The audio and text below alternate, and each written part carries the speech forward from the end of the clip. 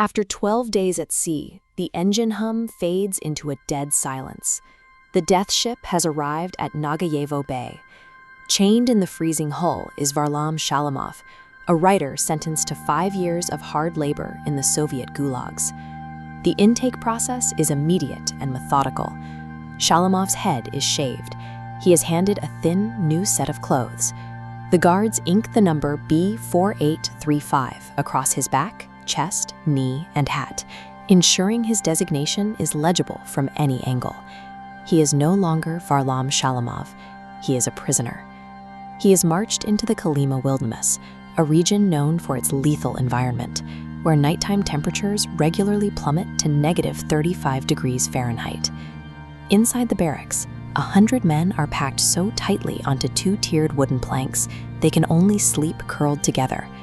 Shalamov is shown to a bottom bunk near the door. It is the coldest, deadliest spot in the room, specifically reserved for the lowest status inmates, political prisoners. Before the guards even hand an inmate a tool, the camp inflicts its first punishment. It strips away human identity, basic warmth, and any illusion of comfort, reducing a man to a mere vessel for labor. By 1936, Joseph Stalin's Great Purge is in full effect. A massive wave of arrests and sham trials sweeps across the country to eliminate anyone daring to voice opposition to his regime. These political dissidents are immediately transported eastward.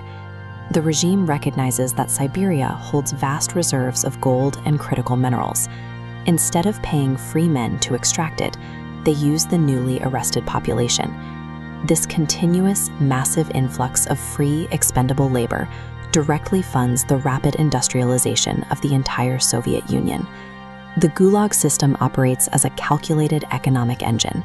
It is a state-sponsored mining corporation where the primary fuel source is human flesh. At dawn, the prisoners are marched deep into the mines. Safety protocols do not exist. Men work without helmets or gloves, using steam injectors to thaw the rock-hard permafrost, suffocating on thick metallic dust. Look at this chart comparing human energy expenditure to caloric intake. To survive the day, each prisoner must dig out 15 heavy carts of ore.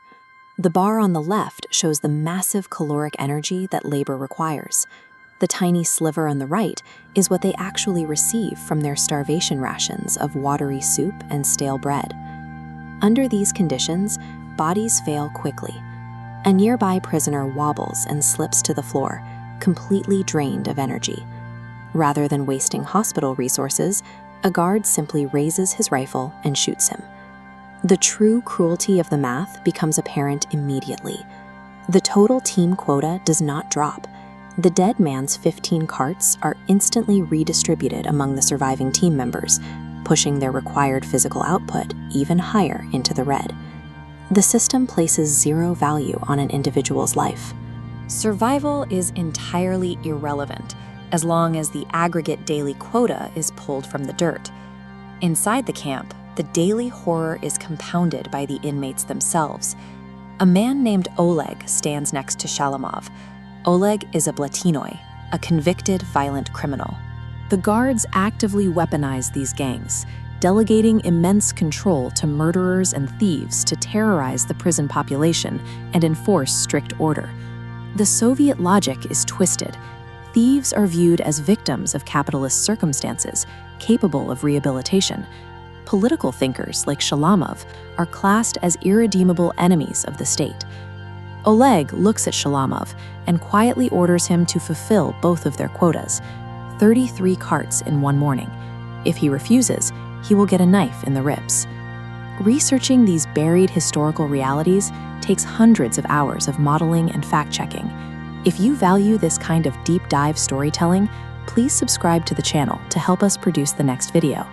The social hierarchy of the Gulag is deliberately inverted. The hierarchy places violent predators at the absolute top and political prisoners at the very bottom of a vicious, inescapable ecosystem. In the afternoon, the exhausted men march to a new workstation along a highway stretching nearly 2,000 kilometers.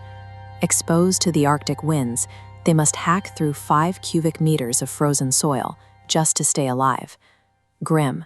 The permafrost is so solid that digging fresh graves is nearly impossible. Instead, guards find it easier to bury the bodies of deceased inmates directly into the road's embankment. It earns a grim nickname, the Road of Bones.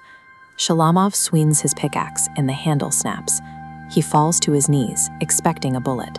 Instead, a guard brutally beats him, then hands him an even smaller tool. He will now have to burn twice the calories to clear the exact same amount of dirt. Later that night, Shalamov drops a log near the guard barracks out of pure exhaustion. The guards drag him to a tree stump, force him to his knees, and press the cold steel barrel to his skull. He waits for the end. Instead, there is an empty click. The guards burst out laughing. The camp administration has two clear objectives: the mass extraction of Siberian resources and the total, unrelenting psychological breaking of every man in their custody. This map visualizes the true, horrifying scale of the Soviet camp network. Over 42 years, more than 30,000 separate camps are established across the USSR. Historians estimate that up to 1.5 million people die within this sprawling system. Against all mathematical odds, Shalamov survives. He secures a role as a medical assistant, a position that shields him from the deadly labor quotas until his eventual release in 1953. But his return home offers no salvation. The label of traitor carries a permanent stigma. The prolonged absence destroys his marriage, leading to divorce, and his own daughter disowns him entirely. He spends the final 30 years of his life as a technically free man. Yet the deep trauma of Kolyma never leaves his face, dictating every day he has left, until his death in 1982. The Gulag system buried millions of lives into the permafrost.